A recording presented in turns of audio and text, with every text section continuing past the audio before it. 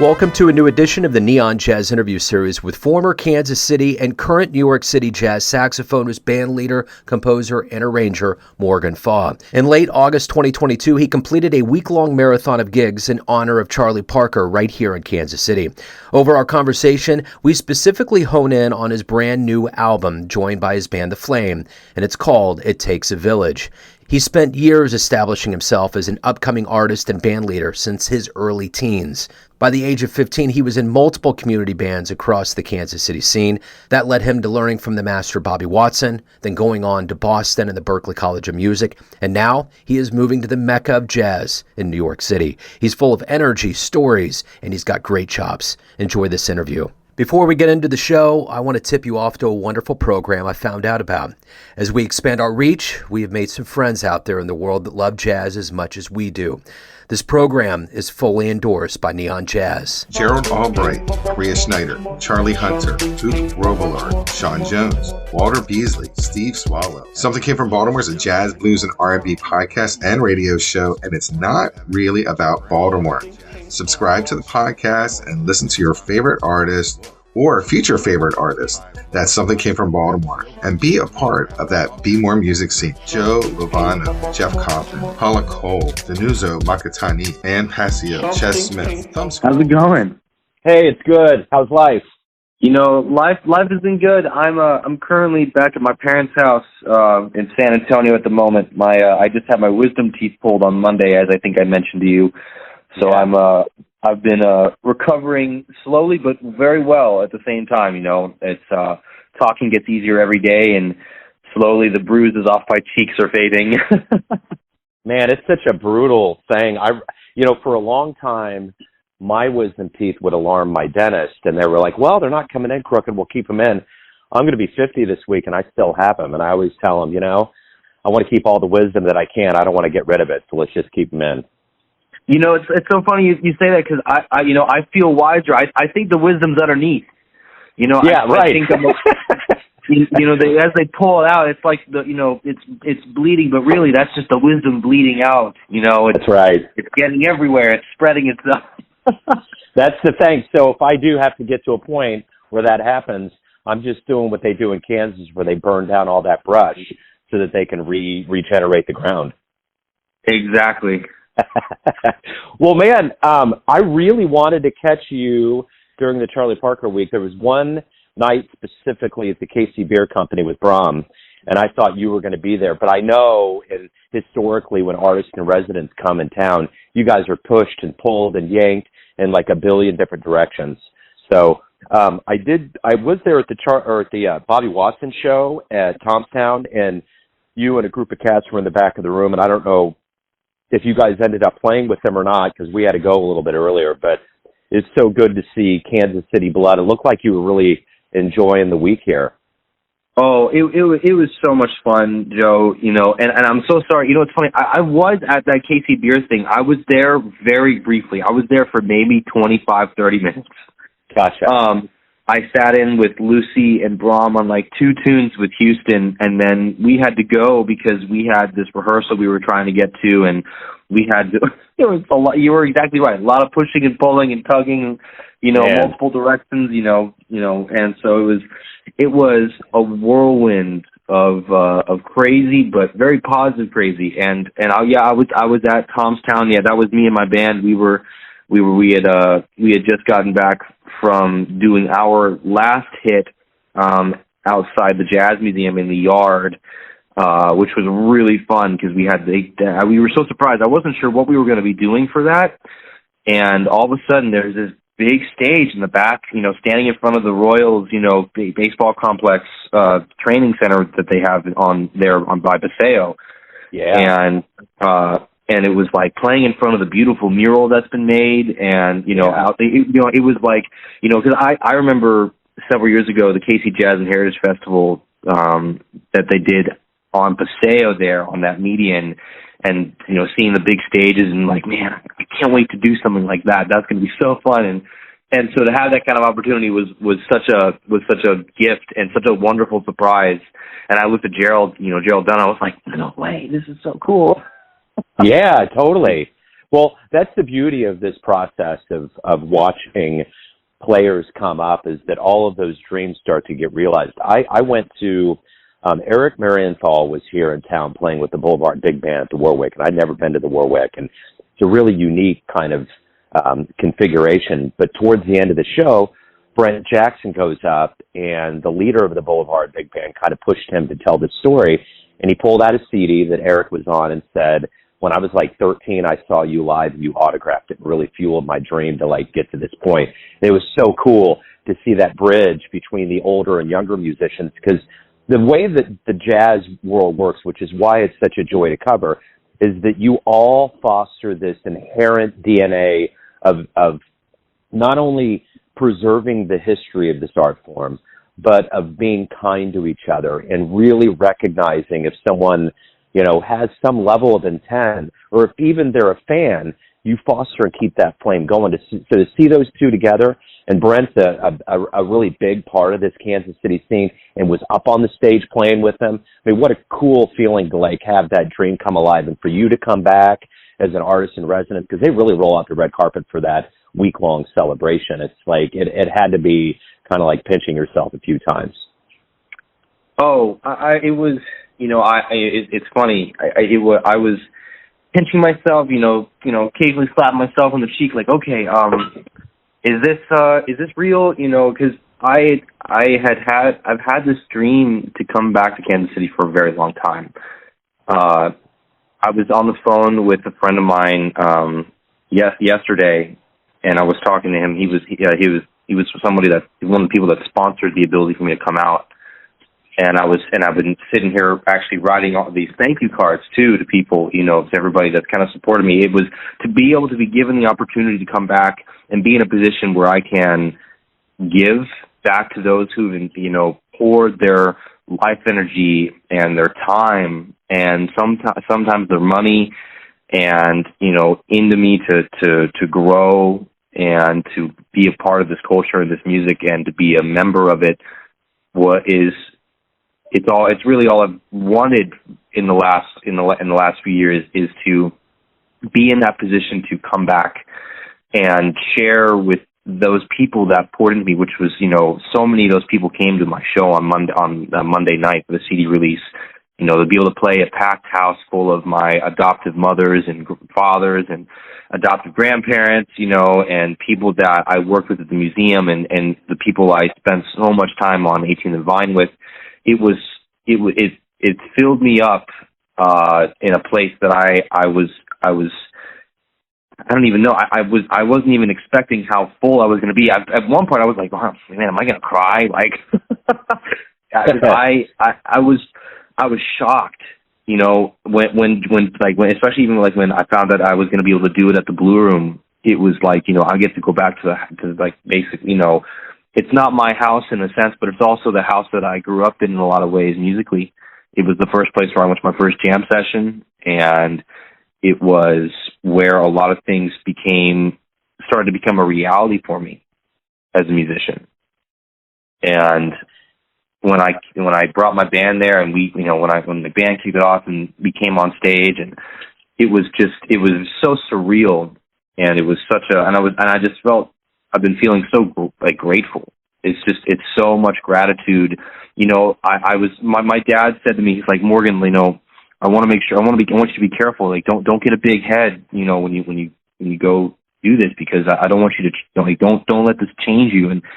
And I was kind of afraid of it too. It was like, cause, you know, and when I was a lot younger, I used to have an ego because I was, you know, studying with Bobby Watson and, you know, playing music. And it was like, you know, I felt like I had my own thing, you know, and now it's as I've gotten older, I've learned that the music is about it isn't about yourself.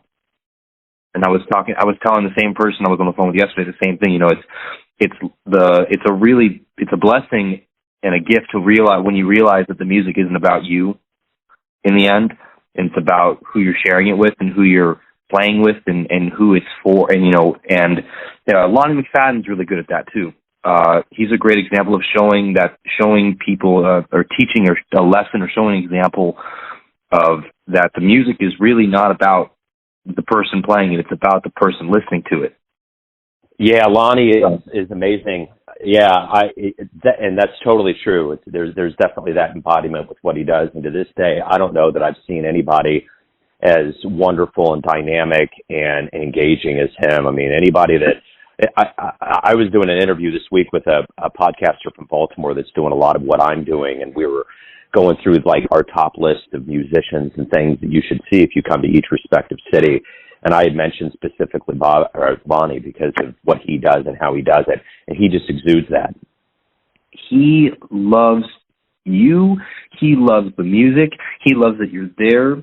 He loves that he gets an opportunity to show you how much he loves the music in you. Like, he is all about love and being grateful. And, you know, I'm from Kansas City, but my parents just moved out of Kansas City to San Antonio for my dad's new job. But Lonnie was here in Texas, in San Antonio, a couple days ago, doing a performance.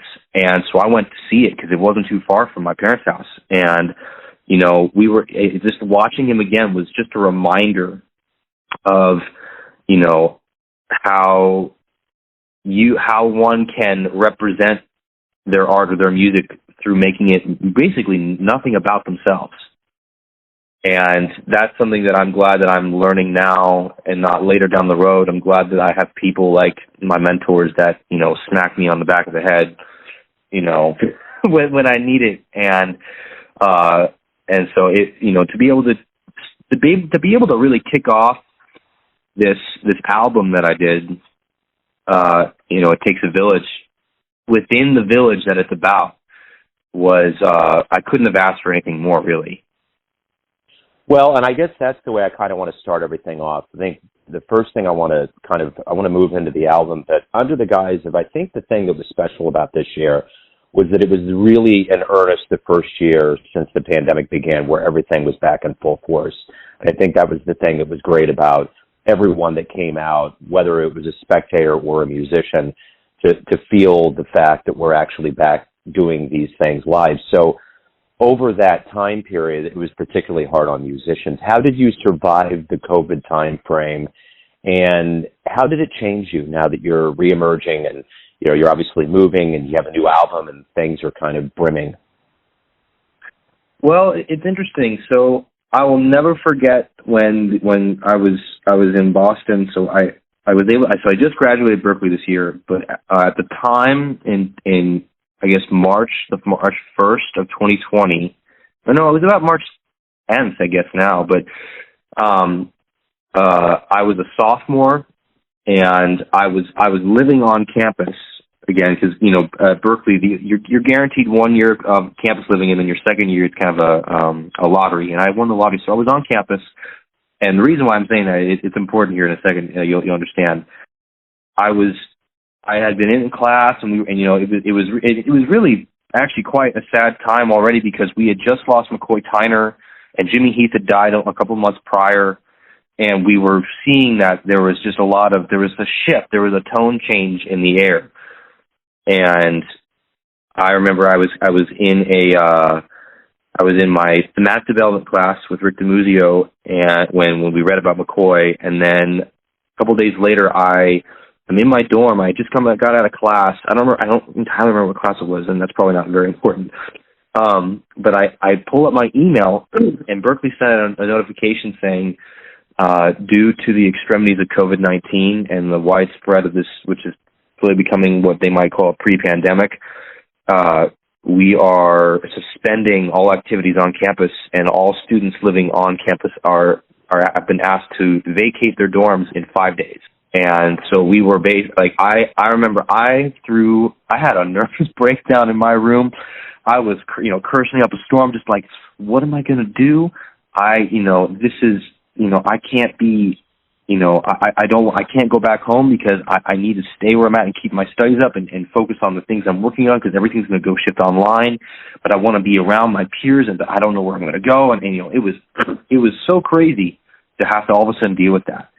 And luckily one of my best friends, who's also I went to Berklee with and I've done a lot of performing with, he called me and he was like, "Yo, you hear about what's going on?" And I'm like, "Dude, yeah, I'm getting kicked out of my dorm. I'm about to be homeless."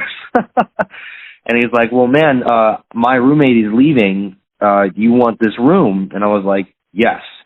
And so bless his heart, I ended up living with him and my drummer, Christian DePoint. He's on my record. And I moved in with these guys into a town called Allston, which is where a lot of musicians and a lot of college students live in Boston. It's kind of like the Lawrence of Boston in a sense. It's got its own vibe. But it's a great part of town. And I think I would have had a really tough time making it through it if I wasn't living with musicians. But I had the opportunity to be with some of my best friends in music, whom I had been playing in Ralph Peterson's band with. And so we had a pretty deep connection just off the bat, just from doing that, being together in those performance situations. Because we had just recently, about 6 months prior, was it 6 months? Yeah, about 6 months prior, we had just played Dizzy's Club with Ralph Peterson to release our record with the Gen X Big Band, Listen Up. And so we were all kind of still riding the high from that, in a sense as well. So we had this, we were still in Ralph's band at the time. Ralph had us do all this online, Zoom meetings for class. And we basically, to answer your original question, what was I doing? How did I get through it? I basically took that time. I am very lucky to say that I'm one of the people in 2020 that benefited from that time. From that year, from that first, year, basically, those first 12 months. That was a time where I had all of a sudden, all the time in the world to do what I wanted. And, that was, for me, practicing and, reading a lot. I started to dive into, James Baldwin's books. I read a book called The Fire Next Time, and I started digging into the roots of Black American music and really studying, because my roommates, Craig Jackson was his name, and my friend Christian, it was, Black culture is important to them as they're Black musicians. And I basically was in this, it was like I was in a what do you call a bunker, a time capsule, where we were just kind of we rarely left the house. And if we did, it was so funny. We had this routine where we were wrapping ourselves in paper, in garbage bags, and trying to seal ourselves away from COVID because the vaccine wasn't made yet. So it was really dangerous. And, we would go to the grocery stores and see all the empty shelves, but really we were at home most of the time practicing or studying or taking time to learn more about ourselves and eating a lot of Uber Eats and gaining weight. And, because we were so sedentary, I wasn't really going out and doing much. I had been an avid runner and walker up until that point, and so we were just kind of sitting there, and we were, at one point, me and Craig, we were deciding to change our diet up, and we were trying to be vegan for a minute or do smoothies, and we were trying all these different diets and stuff, trying to figure out how to make ourselves a little healthier in this time of being very sedentary. But overall, it was. I think I would have had a really tough time if I was anywhere else, because being, with close friends and maybe not your family, which, I don't know about everybody, but sometimes I think it can be hard to go back once you've left the nest to come back and be with your family for an extended period of time can be tough for some people. And it would have definitely been tough for me, because I would have been, I would have had, while I would have been in Kansas City, I would have not been able to see any of my mentors because it would have been a health risk. So I would have been just as far being in Kansas City or being in Boston away from these people that I cared about. And so I got through it through being with my friends and, watching lots of TV and reading and practicing and I started writing music. And I had, just before the pandemic kind of kicked us all out, I had written the tune Trial and Error, which is on the album. It's the third cut, I think. And that was kind of, at the time I wrote that, which was in February, I was thinking about the struggles of being a band leader, because I was preparing for my first recital that ultimately got canceled because it was meant to happen at the end of March, which by the point we were all off campus. And so I was learning how to figure out running a band, which was really hard for me at the time because I was so unsure about everything. I didn't know how my music wanted to sound. I didn't know how the band was going to sound. I didn't understand the importance of chemistry, really. And so, I was already at this point where I was having a tough time. So when I wrote Trial and Error, I felt good about that, and I realized that I could take this time to write more music. And so I had this. Bobby Watson told me about the importance of having a scrapbook, or like a musical diary, basically. And I basically would spend time through the pandemic and through the first, year, writing music and jotting down ideas. And that kept me busy, and that kept my brain working. And I think if I had abandoned music altogether during the pandemic and just kind of hung out or played, and luckily I didn't have any video games or a TV really to mess around with. I had my computer, so I had Netflix, but I didn't have a lot to distract me from my art. And so I relied on it, and that's what got me through it, really. I think that's the key to that time period, was that I think we all, there was a lot of talk of frontline workers, and I think that we really need to realize, too, that the frontline workers were artists, too. If we didn't have Netflix, we didn't have visual art, we didn't have music, it would have been a really bad and dark time. And I think that it's interesting, I'm noticing more and more when I ask artists and people about COVID, about the silver linings. There was a lot that went into the pause, obviously in the beginning, when you talked about getting out in 5 days and not knowing what you're going to do. There was the shock and panic that just rippled throughout the world. Everybody was going to get upended, but how did you respond to that? And I think whoever you were before the pandemic began was only going to get magnified. So if you were the type that saw that glass half full, you were just going to run with it, and I think there was a lot of people that did, and it was a period that could have been extraordinary growth, and it's not like we're the first generation that ever had to go through something like that. I mean, they had the Spanish flu, there was World War II, there's been these magnanimous moments, and at my age, I look back in the history of being an American kid, and there were episodic moments. I mean, there was the Challenger explosion, there was 9/11, there were things that kind of sent ripples, but nothing was lasting, nothing was like this. So when we listen to our grandparents and elders talk about major things, we've gone through a major thing. This was a major time in our lives for the planet all together as one. Exactly, and it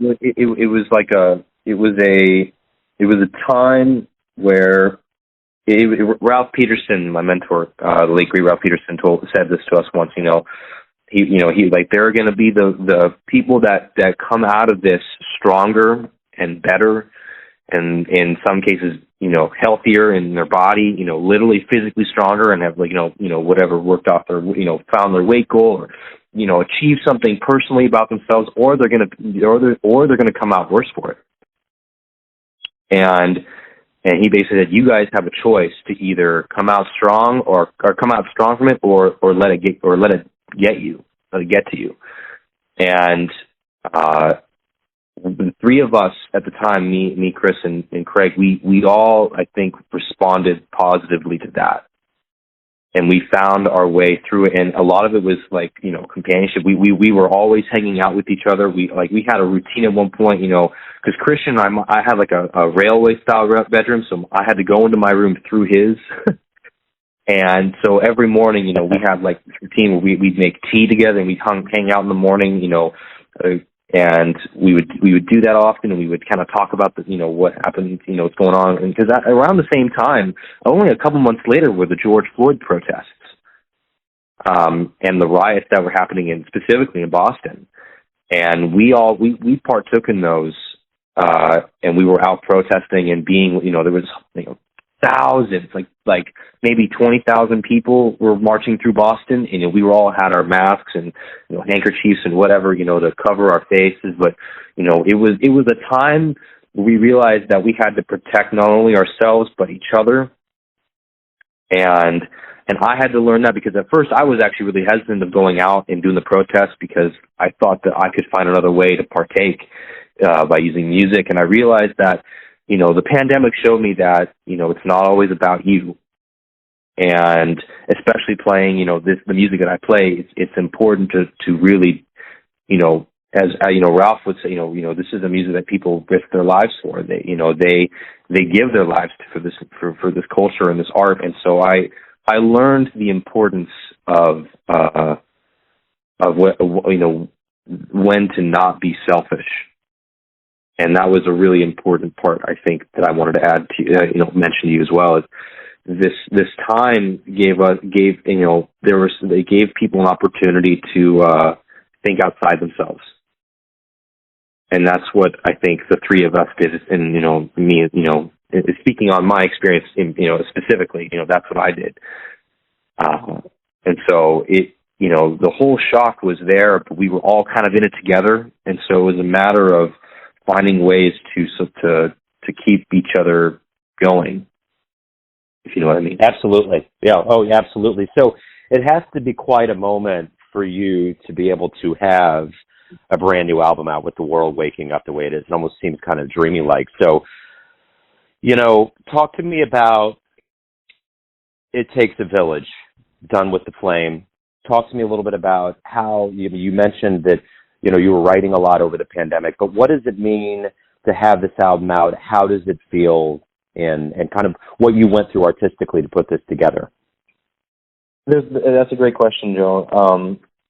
So the first thing I'll start with is when this is still pandemic time, because most of the music, the majority of the music I wrote this year actually for the album, but something that we were talking about that I failed to mention a second ago is, we were all saying, like, man, like, this is some deep stuff we're going through right now. This is some really profound, life-changing, world-altering experiences we're having with this pandemic, and there's a lot of suffering, there's a lot of pain, there's a lot of healing, and we would say, like, and me and my music friends were like, man, the music that is going to come out, the music that is that is being written right now and that is going to come out when we are out of this is going to be so profound.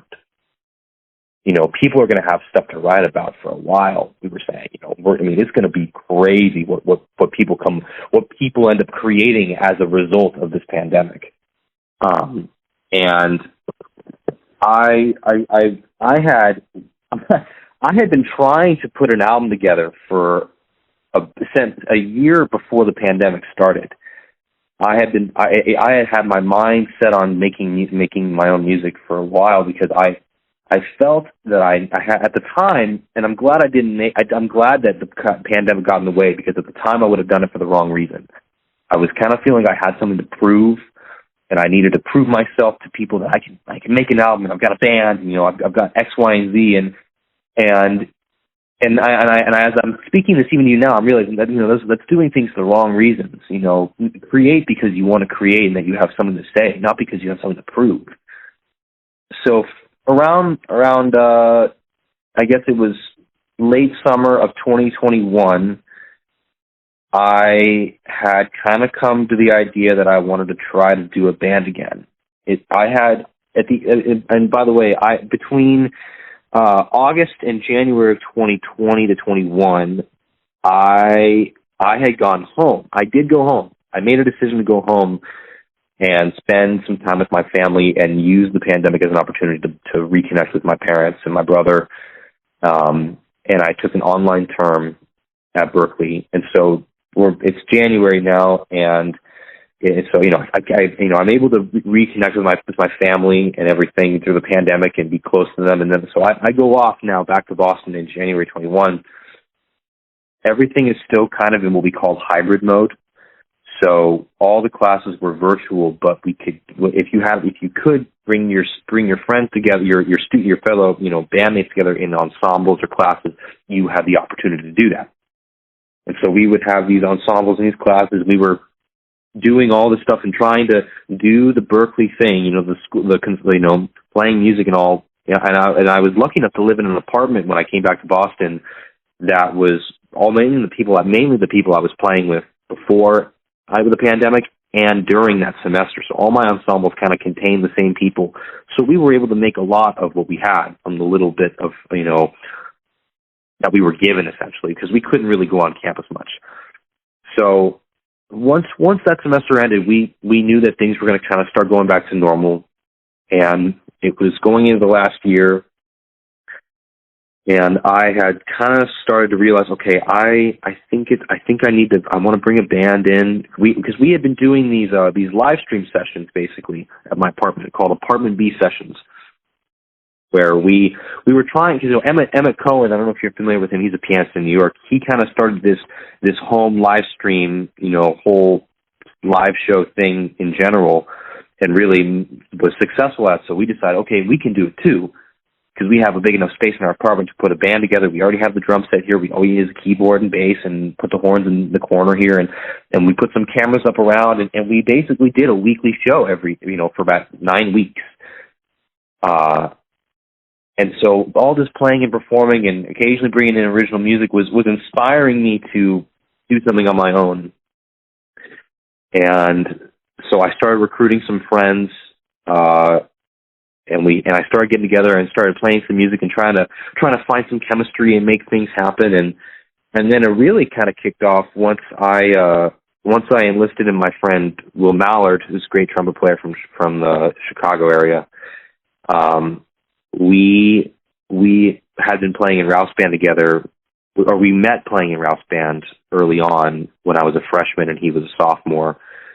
And he was a junior at that point, I think. And so he had just returned from Valencia, actually, around this time in the summer, because he had finished his master's degree with Berklee. It was a 1-year program he did. And he came back and he was looking to do some new projects. He called me up and said, "Hey, Morgan, if you're looking to do something, I would love to make something happen." And I really wanted to work with Will at that point because he and I were really close and we had been friends for a long time. So we came together and kind of started talking about, I told him, I have this idea for this band, and I think it'd be cool if you were, the trumpet player in it, and we could maybe work on some music and we could work together a little bit, and, you can kind of help me, help make things go, and we can, it was kind of a rough start. We were just trying to put these rehearsals together and playing, and we went through several players in the process because we were trying to find people who were available. And I had scheduled my first recital. This was in my senior year in October of that fall of 21. And so that was going to be the first real performance of the band. And I was trying to put stuff together. And so I had written a couple tunes. I wrote It Takes a Village and Trial and Error. And then we were going to do a standard and some of Ralph Peterson's music. And I actually ended up enlisting in Eddie Moore, Kansas City's own, to come out and be a special guest on the show, because he was actually flying out to visit me at the time. And I was like, you know what, because the piano player I was working with at the time, and we ended up parting ways because, availability can be really hard when you're in your last year at Berklee, and this person was in their last year, and they needed to focus on their senior recital and their graduation stuff. And I was like, yeah, I totally get it. And we were running these really long rehearsals. I was hosting really long rehearsals at the time because I was just having so much fun, and they realized that they needed to be more considerate of their time. So I was like, Eddie, you're coming in to fly in, let's, why don't you play on, will you save my butt and will you play on this with me? He's like, yeah, dude, I got you. And so he learned all the music and he got it ready in a week. And we did, and October came and we did the show. It was so much fun. My first recital, really, a lot of people came, and my dad flew out to see it. And I realized, and I decided, around that time, I was like, what am I going to name this band? And I was, and before I had gone back to, before I had left Kansas City, I had gotten really close with Tony Oliver. I don't know if are you familiar with who that is, Joe? Is she at UMKC? She's kind of she has her own, she's an educator, independent educator in the 18th and Vine area. She has kind of her own, she used to be a teacher at Lincoln, I believe, a long time ago. And she's kind of a local historian in a way. She's just kind of she's a keeper of the history in a way. She was very close with Lukman Hamza and all the the legends from way back when. And around the time I came back to Kansas City, Pam Hyder Johnson had passed, whom I was very close with, who was a big patron of the arts in Kansas City and of 18 and Vine and of youth arts. She was a big supporter at Casey Jazz Alive at Buttonwood, and just a real true patron. And she passed away due to COVID, and it was a real, it broke my heart because she was kind of like, she was one of my adoptive, family members in a sense, and so through her death, I became very close with Tony Oliver, and she had told me one day that I was a torchbearer, and that I was a keeper of the flame. That is what is Kansas City's history. And when I was thinking about what I wanted to call my band, I had a couple ideas, but I didn't really know what I was going to call, because I wasn't going to call it the Morgan Faw Quintet, because that just sounds so typical, or it just didn't. I didn't like the way it sounded. It was like, man, I don't need it to just be Morgan Faw's band. It didn't feel right. It didn't sit right with me. And so I thought about it long and hard, and I was like, what would, how can I represent, Ralph and Bobby and the Art Blakey and the Jazz Messenger legacy as I've been raised in through Ralph and Bobby specifically, as they were both, mentees of Art Blakey and played with him for years. And so I thought long and hard, and I racked through a bunch of different things, and I was like, and it just all of a sudden, out of nowhere, I was hanging with Will, and we were thinking about names, and I was like, wait, I think I've got it.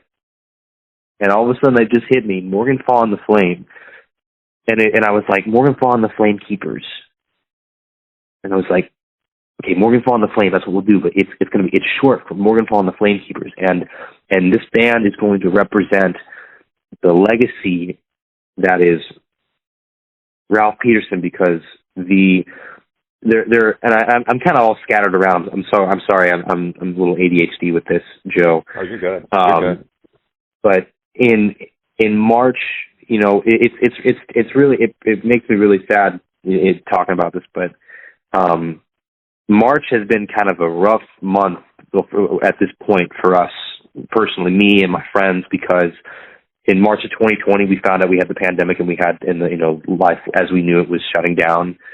And then through all that time, we were working with Ralph online, and as we came back in spring of 2021, Ralph was going to try to have us rehearse with the band.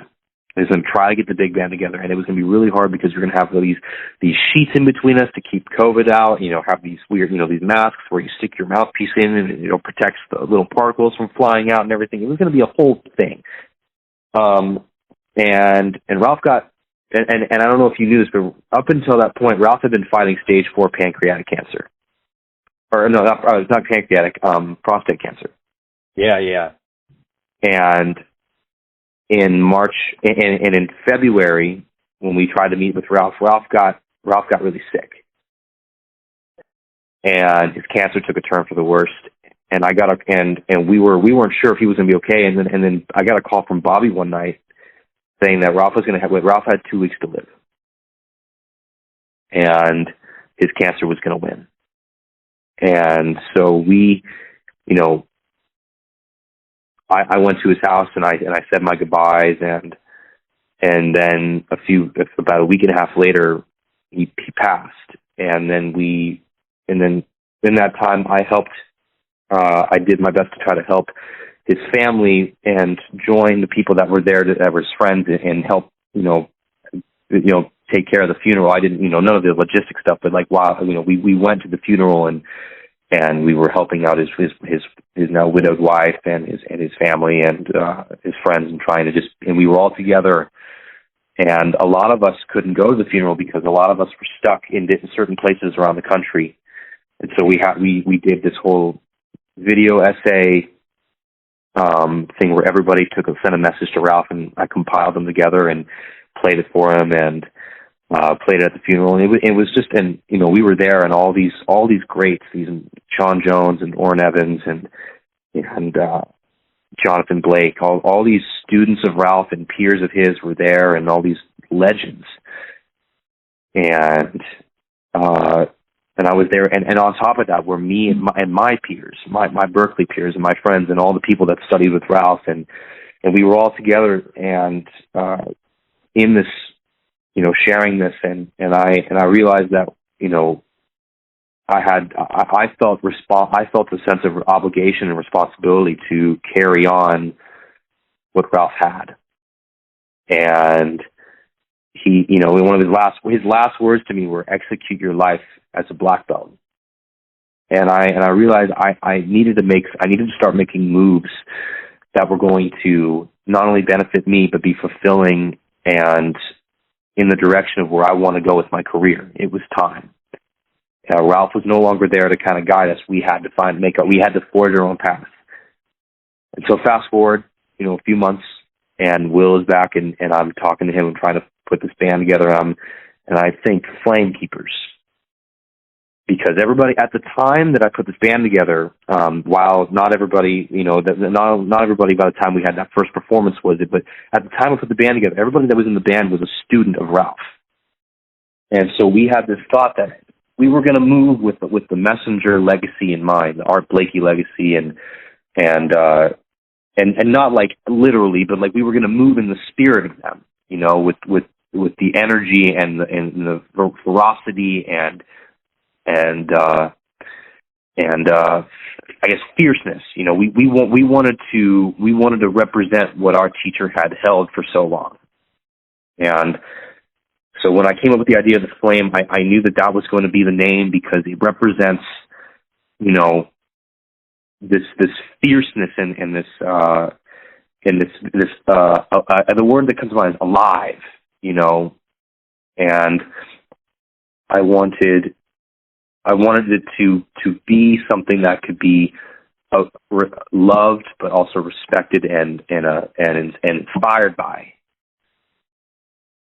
And by that point, we had this group, and then the performance came and went, and it was a great first start. And we played one of Ralph's tunes, and we played, we had this tune that we used to play with him, a Walter Davis composition called Uranus. That's a tune that just kicks your butt, but it is so fun to play. And we realized, like, okay, we got something going. We got to get ready for the next thing, and I'm going to start writing music, and I just kind of got into it. I just dug into as much as I could. And by the time February came around of that next year, we were getting ready for my senior recital. And so I had been writing a lot of music and rehearsing with the band, and we were getting ready to do that. And on top of that, I decided, okay, because at the time I had put a real piano in my apartment, like a little upright from Craigslist. And so I was always at this piano every day writing. And when 2022 came, hit, I said, okay, we're going to make a record this year. This year is going to look up in a lot of ways. It may be really, really also hard, a lot of hardship that will come with it, as it has, as we all know.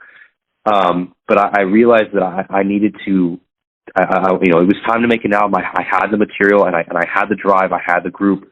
We're going to make it happen. And at the time, it was going to be called Growing Pains.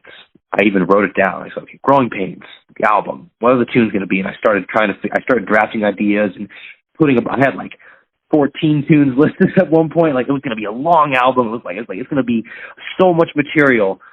And then I started whittling it down, and we went to the studio, and it was still called Growing Pains. We went into the studio with the idea of still being Growing Pains, because I had this music that I was writing that was kind of representing the fact that I was going through these changes. I was learning all these. I had spent 2020 learning so many lessons, and then 2021 was teaching me lessons. And then when Ralph passed, that was a lesson in and of itself. And I wanted to make an album that kind of represented that, to show that I have learned these things, and I want to grow because I'm a hyperactive person, and I'm known for my intensity. I could be intense even right now, and I wanted my music to kind of represent my ability to learn. We went to the studio and we did 2 days, and we got 2 hours of music recorded, 11 tunes. And I was listening back, and we were mixing it and going through it, and even Will was like, Morgan, are you sure you want to call this Growing Pains? I don't know if this album represents growing pains, and I kind of thought about it for a while. I was like, man, let me be the one to, I kind of got on my high horse for it. I was like, let me be the one to like figure out what I'm going to call it and whatnot, and but then it slowly started to hit me because I realized the album was going to be too long. And I realized that it was going to be. I was listening back, and I was like, okay, I need to. The tone wasn't what I wanted it to be, because I had been going through these changes, and some of these lessons were really hard, and so the music kind of sounded a little dark, when I said, I don't think I want this album to. I don't want to come out swinging with an album that's sad sounding, per se. And I had been talking, and I had been on the phone with all these people in what I call my village. I had used that phrase, "it takes a village," for a long time, intermittently, here and there, once in a while. But it didn't really kick with me. And then all of a sudden, I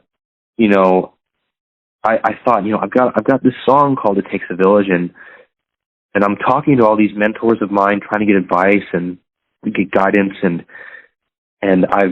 if there's one thing I've realized, that like this music isn't about me, and it's about the people that shape you into it, and how you find your individuality through that shaping and that molding.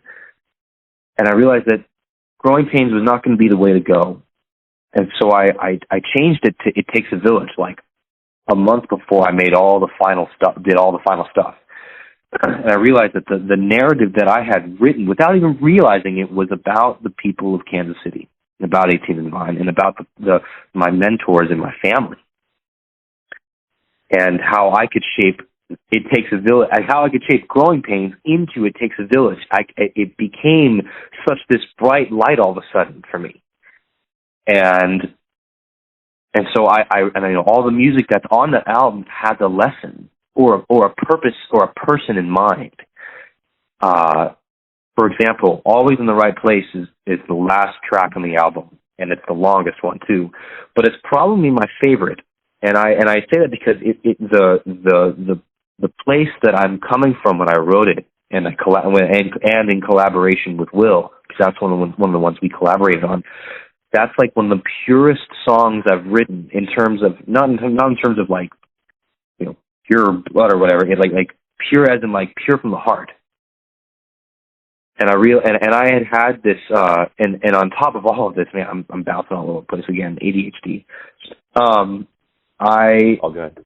Earlier in that year, I had the beautiful opportunity to talk to Benny Green over text a bunch, the great pianist, and because he had on his Facebook, I don't know if you follow Benny Green, Joe, but he occasionally posts these long essays that are life stories of his with these great jazz artists that he played with.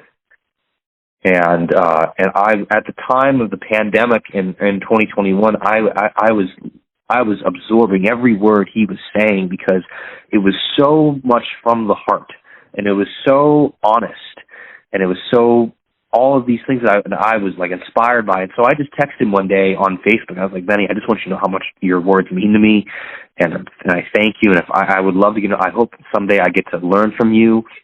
And do you want to know what his reply was, Joe? What's that? He said, "Hey Morgan, what do you want to learn?" And that just blew me away. And I just immediately, like, without hesitation, Joe, I just told him. I started asking him questions, and I finally, after a few questions, he's like, I was being really, really respectful. I was like, Mr. Green, like, thank you, and these are, I would ask him like kind of surface level questions, not trying to overreach or cross any boundaries. And at one point he just gets real frank with me. He's like, Morgan, please don't refer to me as Mr. Green. I am Benny to you. We can talk as, essentially as equals, and please don't feel the need to put me on a pedestal of any kind. Please just speak with me candidly, and we can rap like that. And I was like, wow, okay. And so I asked him a really, really deep question. I was like, at the time I was struggling with my identity in the music, and this was part of these growing pains things I was going through. I was struggling with the idea is what I have to say as a white musician, as a white man in these times, or being a white musician could, in my eyes, was seen as something that at the time I saw it as something that was bad. Taking away an opportunity from a black musician, maybe, or a female musician, of that matter. And I asked him, Benny, like, how did you find your place and your success in this music, being a white man in jazz? And he gave me like the best answer that was right in front of me the whole time. And he just said, he gave me a long answer, but it was simple. But I'll shrink it down for the purpose of the interview. He just said, Morgan, this music is not about black and white, as my mentors, who were primarily black, would express to me and share with me as they welcome me into their world. It is a matter of how honest you are in this music. This music is a matter of honesty, and how willing are you to surrender yourself to the craft and to the art, and how vulnerable are you willing to be? And I was, and it took me back. I was like, whoa, like, why didn't I, of course, that makes so much sense. Like, it just hit me all of a sudden. I was like, and I almost cried, I was just like, wow, like, that's such a release. Like, it of course, this music, it's the people's music, and I just went through all these, thoughts, and I just, all I could say was, thank you for that, because that, it wasn't even like he gave me permission to be that. It was just, he just reminded me the importance of where this music comes from, and this comes from originality and self, and how honest you are, and that's, and playing from the heart and speaking from the heart. And just moving it from that place, this music is all about that. And if you can't really fake it in this music, because it can be really obvious when you are. And so, there was a saying I used to say before I really understood the meaning of it, was like, music keeps me honest. And I can say that now, really, it does. It is a way of remaining pure and true to yourself. And so, with that lesson in mind, I had to remind myself, when I was, between growing pains of It Takes a Village, I realized It Takes a Village is what it needed to be, because that was from the heart, and that's what this music was really about. And so I wanted to create an album that reflected me as a person, but also reflected who I and where I come from. And so that, yeah. and the long answer to your question, the music, this album was to basically be representing who I am and who and where I come from, and try to be get as close to my heart as I can, and as for a first try, that was, I felt really, really happy about what it ended up being. Well, and from my vantage point, it's kind of the culmination of the week-long celebration and kind of your evolution as an artist and all of that. And you've done a spectacular job in a very unique way of answering so many questions that was going to stitch together your timeline and who you are. You happen to do that in the span of explaining that album. So before we get to the best place for people to buy and stream your album and see you in live shows, I have a question for you, and it's this. Everyone has a perception of you, your family, your friends, your fans, but ultimately you live your life. What's your perception of you? Who do you think you are? That's a great question. Here's a great representation. Here's my answer to that. I should say, not a great representation. Here's my answer. I am someone whose heart is always in the right place. It doesn't mean that it always lands there, but I always operate from a place of good. I'm someone that can be. My perception of myself. I'm rather intense. I'm rather country, in a way. But I try to move, and I try to move with the idea that I'm always learning and always able to shape and change and be willing to grow. I can be very stubborn, but I always find a way to get out of it. I have teachers that have habits where they'll, I'll get, for example, I'll get like in trouble with Bobby, or I'll say something, or like I won't have practiced something enough, and Bobby will get on me and curse me out, and then 5 minutes later, like, hey man, I'm really sorry, man.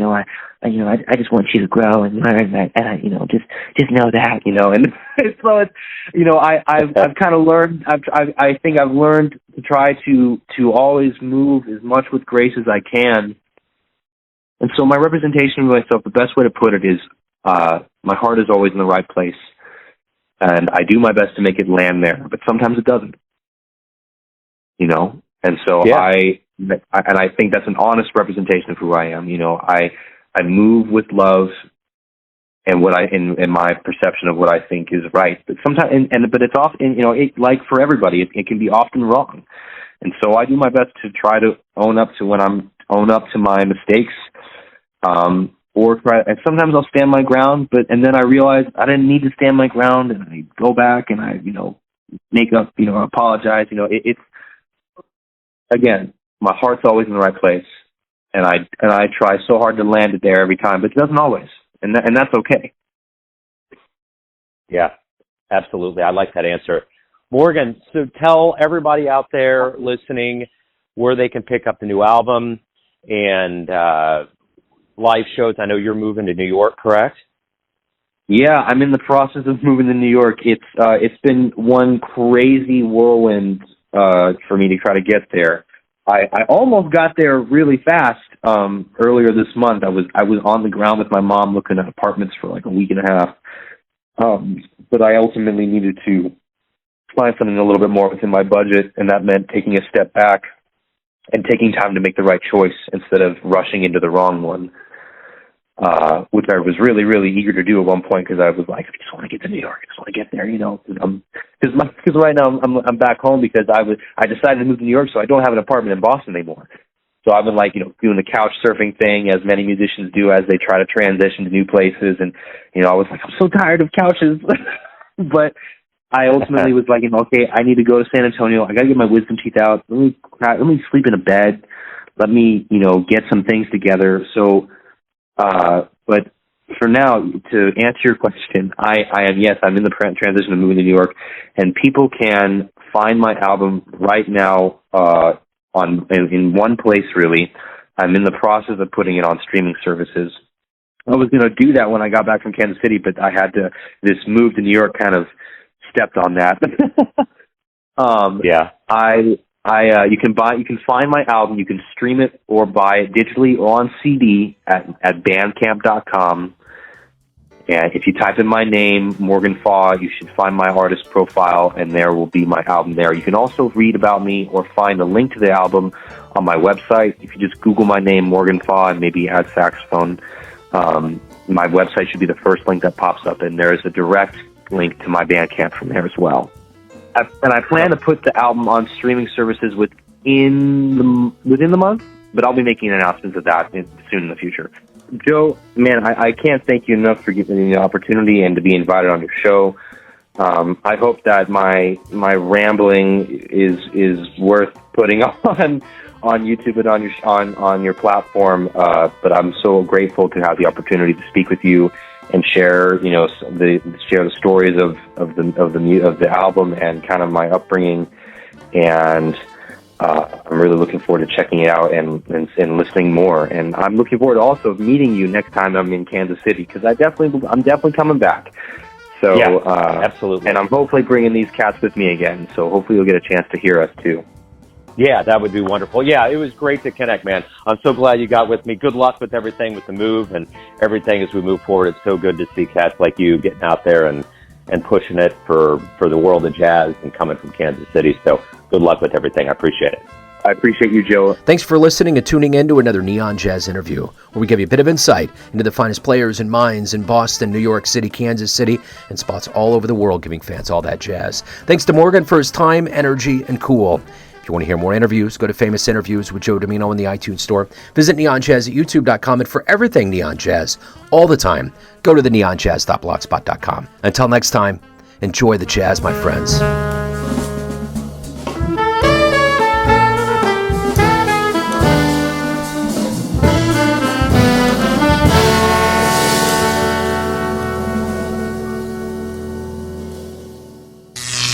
Neon Jazz.